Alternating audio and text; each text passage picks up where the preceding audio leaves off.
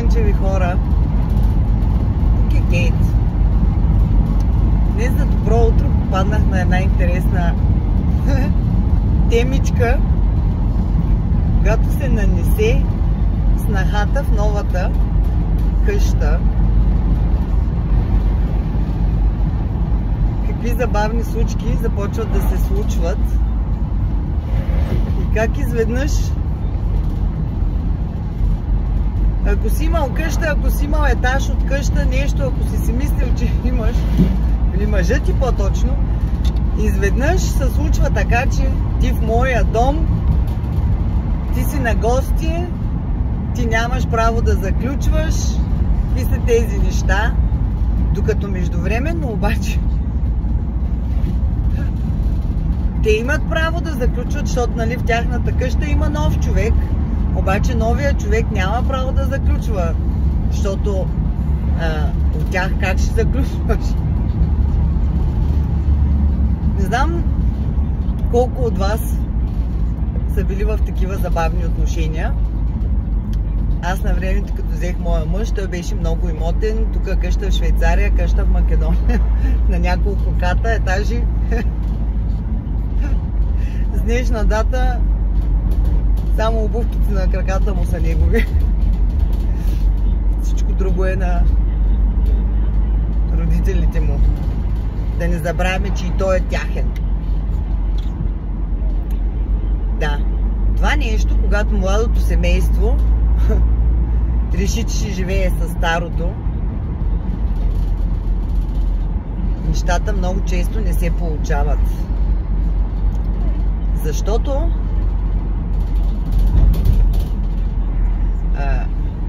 как да го кажа, по-възрастните, те са убедени, че всичко, което те са преминали, то е важно, те знаят, ти си млад и зелен и трябва да слушаш.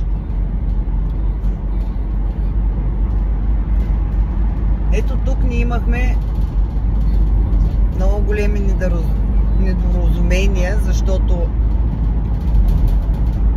аз съм от една доста по-развита държава, мога да кажа така, ако взема да сравнявам Македония и България. Значи Македония е светлинни години назад. Единственото място, което мога да кажа, че се доближава до цивилизация, е Скопие. Всичко друго е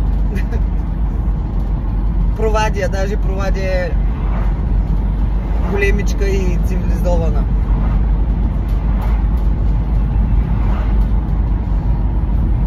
Защо се получават тези неща?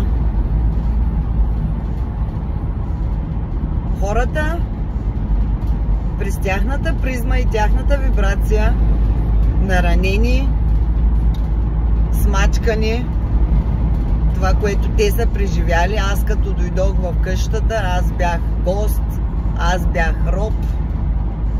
Те са останали с това. На времето живота е бил много тежък, да, така е. Когато проведох няколко разговора с моята свекърва, разбрах, че тя е имала доста трудоемък живот, така да кажа. И когато разбереш историята на човека назад, нормално е да разбереш защо са такива и действията. Естествено и аз, нали, тогава много не пораснала. Аз също много се сърдих на някакви неща. Но пак през вибрацията на жертва, най-малката се ни призната, се трябва да се доказва, че може повече. Когато съм по-малка, винаги са се опитвали да ме смачкат, че не знам достатъчно, че не мога достатъчно, защото съм още малка. Само че моят опит показва, че годините нямат значение, има значение в колко ситуации си изпадал в живота си и как си ги отработил. Аз бих казала, че доста сполучливо успявам да отработвам тежките ситуации с усмивка и с късмет. Мили млади момичета, вие, които тепърва ще се задумявате, много е важно да знаете, че когато вземаш един мъж, ти не вземаш само него, ти вземаш майка му и баща му и целия му корен, род, сестри, лели, чичовци, братовчеди. Ти влизаш в една друга тенджера, дето вътре има всичко. И най-добрият начин, как да го кажа, да се справиш с това нещо е, като запазиш спокойствие и започваш една по една да разнищваш и да, как да го кажа, да пишеш историите на новото ти семейство, за да можеш да разбереш защо те така реагират. Защото и свекъра, и свекървата, и те са майка и татко, както са били твоите. Те ще имат също някакви негативни и положителни страни, които ти, както и на твоите родители, си ги приел. И съответно трябва да намериш начин, за да предоставиш положително себе си, да дадеш шанс да те опознаят, да си поставиш ясно границите още от самото начало, че ти също си човек, както тяхното дете, също имаш някакви кусурчета, също имаш някакви желания, които няма да отговарят на тяхните, но това не те прави лош човек. Това те прави изследовател, ти за това си дошъл да откриваш себе си, ти на какво си способен, ти какво можеш. И с една открита комуникация, аз винаги съм говорила честно. За семейството, в което влязах, това беше шок, защото там не се говори така. Всички знаем истината, но ние говориме. И в повечето, как да го кажа, повечето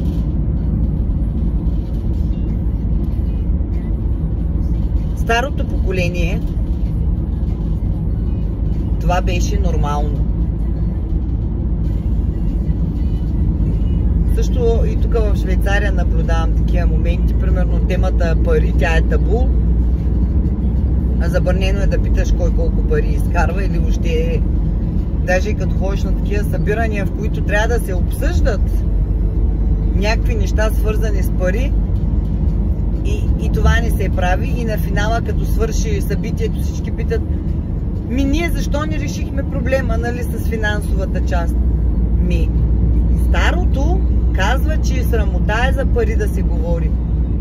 Парите са част от нашия живот.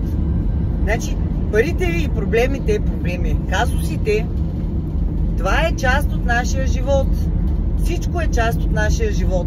И ние трябва да го разтягаме надълго и на широко, да огледаме под лупа, за да разбереме къде куцат нещата, като спукана гума. Трябва да извъртиш цялата, за да видиш откъде издиша. Но това не се случва, когато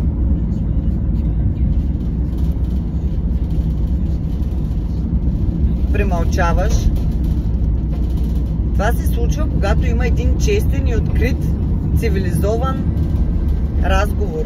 Когато можеш да се изкажеш от сърце, от душа, да кажеш: това нещо ме наранява, да попиташ причината, поради която ти се прави, да разбереш и от срещния човек какви са неговите причини. Всичко се случва единствено и само когато ти започнеш да комуникираш по дадените казуси. Да се правиме, че нещата не съществуват, няма смисъл. Масово наблюдавам хора, семейства, които не си говорят, докато не стане късно. Значи не разбирам защо трябва да чакате някой да умре. Това не е начин на хора. Защото после в другия живот пак ще си го отработвате. Померете се с всичко тук. По-старите генерации, опитайте се да разберете, че децата ви не са марионетки, които трябва да изпълняват вашите желания и да реализират вашите несбъднати мечти. Това са хора като вас, събрали се заедно да сътворят семейство по тяхните разбирания, по тяхните чувства, по всичко тяхно. И вие единственото, което можете да кажете, те си имат глава на раменете, те си знаят.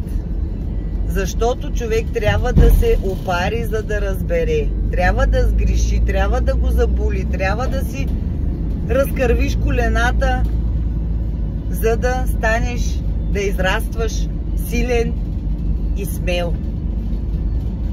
Да се страхуваш от всичко, че ако кажеш на свекъра или на свекървата, ако кажеш на зълва си, ако кажеш на сестра си, на майка си, на баща си, на колежката, ако ти си позволиш да се изкажеш, ще се случи нещо много страшно.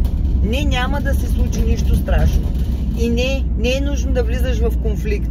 И не, другия човек не е скандалджия, неразбран и така нататък. Това са твоите страхове, твоята вибрация, че нещата няма да се случат както ти искаш и това нещо те плаши. Лека по лека вече съм в града. Хубав ден ви пожелавам. Не мачкайте само и само защото друг начин не знаете, а потърсете друг начин през призмата на любовта. Всяко живо същество има право да пробва. Не го осъждайте, нека се опита. Не режете крилата на децата си, не мачкайте снахата, не мачкайте зетя, не мачкайте никой. Наблюдавайте, не обсъждайте от сутрин до вечер само лошите неща.